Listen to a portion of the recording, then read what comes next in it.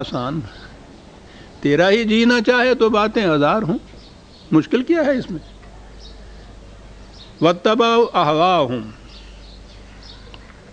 تو پھر وہ جو نہایت واضح شاہراہ کے اوپر چلا جا رہا ہے، جس میں کوئی پیچ نہیں، خم نہیں، کجروی نہیں، بین ہے منزل تک پہنچنے کے لیے، اور وہ کہ جس کو غلط کام بھی اچھے بن کے دکھائی دے رہے ہیں اور وہ فیصلے وہ اپنے مفاد کے، اپنے جذبات کے تابع کرتا کہا کہ کیا یہ دونوں کبھی برابر ہو سکتے ہیں؟ اب برابر نہیں ہو سکتے۔ وہ جو پہلا شاہراہ پر چلنے والا ہے وہ کہاں ہے؟ مثل الجنت التی وعد المتقون۔ مثل، میں نے کہا تھا نا کہ قرآن کریم نے جنت اور دوزخ جو اخروی زندگی کی ہے اسے تمثیلی انداز میں بیان کیا ہے۔ یہاں بھی ہے، اس سے دوسرے مقام پہ بھی ہے، وہاں بھی مثل ہی کہا ہے۔ مثال کے ذریعے سے ہی اس زندگی کی کیفیات کو سمجھایا جا سکتا ہے، جیسے وہ ہے اس کی کنہ حقیقت ہمارے شعور کی موجودہ سطح پہ سمجھ میں آ نہیں سکتی، تو مثال کے ذریعے سمجھایا ہے قرآن نے ہمیشہ۔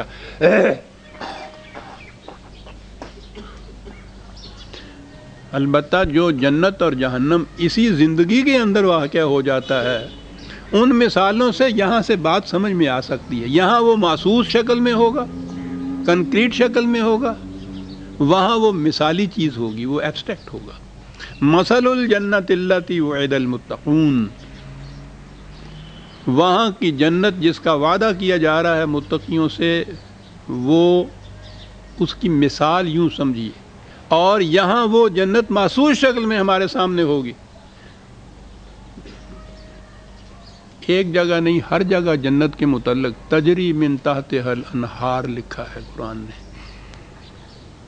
ان درختوں کے نیچے سے انہار، ہمارے ہاں تو نہر کو کہتے ہیں، لیکن عربوں کے ہاں وہ چھوٹی سے چھوٹی کھال بھی کیوں نہ ہو، جس میں سے پانی، رواں پانی جا رہا ہو جہاں سے، اسے وہ نہر کہتے ہیں۔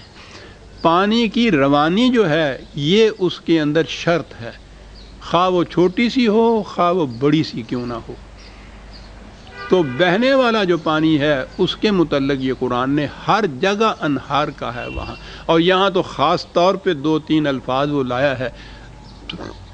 پہلا میں نے عرض کیا تھا کہ اتباع اور اطاعت کے اندر نظام آتا ہے سیاسی، جسے آپ کہیں گے۔ اس کے بعد جب جنت آتی ہے تو جسے آپ معاشی نظام کہتے ہیں وہ آ جاتا ہے اس کے اندر، سارا معاشی نظام اس کے اندر ہے۔ سنیے کیا کہتا ہے، میں پھر عرض کروں گا کہ کیسے وہ نظام آتا ہے سامنے۔ جنت فیہا انہار من ماء غیر آسن، پانی رواں ہے ندیوں میں، اور رواں اس لیے رکھا گیا ہے کہ اس پانی میں سراند پیدا نہ ہو، بو پیدا نہ ہو، بگاڑ پیدا نہ ہو۔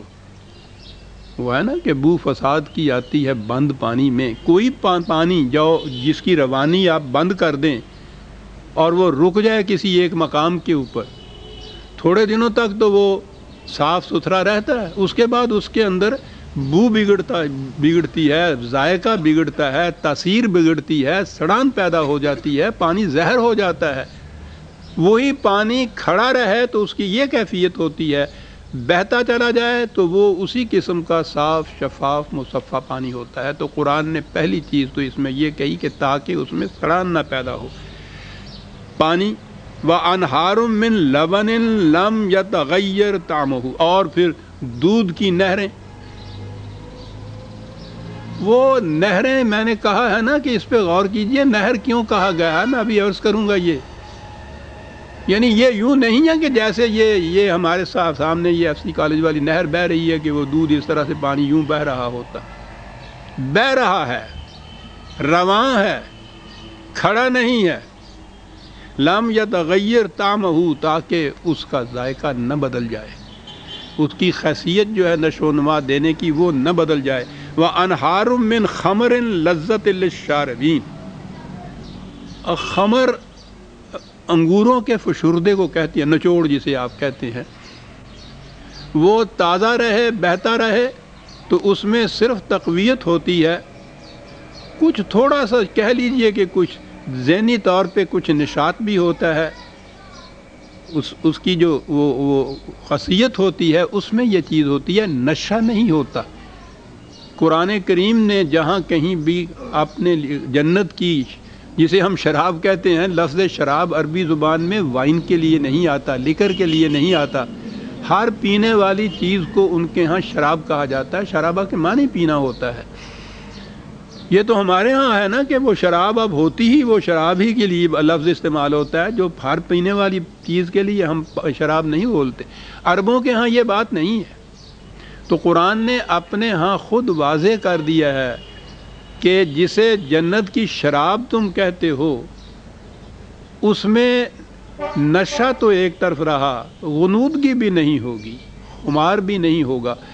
اس کے لیے حوالے آپ لکھنا چاہتے ہیں لکھیے 52/23، 52/23 اور 56/19، دو ہی کافی ہیں۔ اور مقامات میں بھی ہیں جہاں خصوصیت سے لفظ تو لائے ہیں قرآن یہی شراب یا خمر کا ہی، لیکن کہا ہے کہ یاد رکھو اس میں نشہ نہیں ہوگا۔ یہاں والے شرابی سے کہا جائے کہ شراب تو ہے لیکن اس میں نشہ نہیں ہے، تو وہ کہتا ڈول دے پرے جا کے، میں انہوں کی کرنا۔ عادت سی ہے، نشہ ہے نہ اب کیف، پانی نہ پیا شراب پی لی۔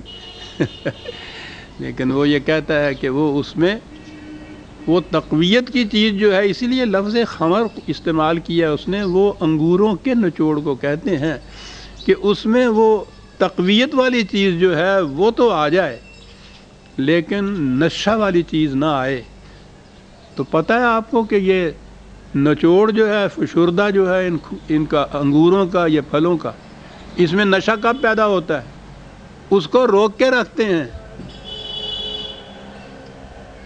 بند رکھتے ہیں، اس بندش کے بعد اس میں نشہ پیدا ہوتا ہے۔ اور پھر وہاں کے جو سنتے ہیں ہم یورپ کی شرابیں، خاص طور پہ فرانس کی، تو وہ تو کہتے ہیں 300 سال سے یہ زمین میں دبائے ہوئے تھے پیپے، یعنی اتنا بند رکھتے ہیں اس کو، اگر وہ انہار کی شکل میں رہے بہتا ہوا اس میں نشہ نہیں پیدا ہوتا، اس میں سرمستیاں نہیں آتی۔ ابھی میں عرض کروں گا کہ یہ کیا کچھ کہہ رہا ہے قرآن۔ وَأَنْهَارٌ مِّنْ عَسَلٍ مُّصَفًّى، بہنے والا شہد مصفہ، صاف ستھرا۔ مسل تو اس لیے کہا وَلَهُمْ فِيهَا مِنْ كُلِّ ثَمَرَاتٍ، بہرحال ہر قسم کے پھل، ہر قسم کی چیزیں۔ یہ جو چیزیں چار کہیں قرآن نے اپنے اپنے ادراک کے مطابق اس کا مفہوم سمجھا جا سکتا ہے۔